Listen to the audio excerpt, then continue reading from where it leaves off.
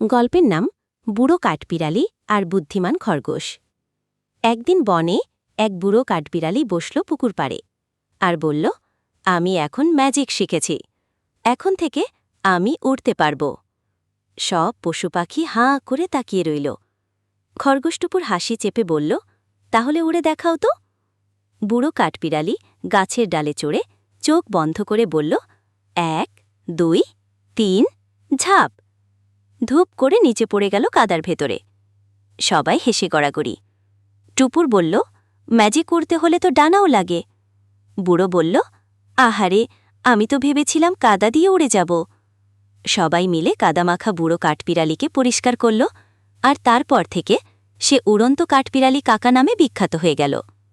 শেষে সবাই হেসে বলল, উড়তে না পারলেও মজা করে পড়তে পারো। শিক্ষা, মজা করাও একরকম ম্যাজিক।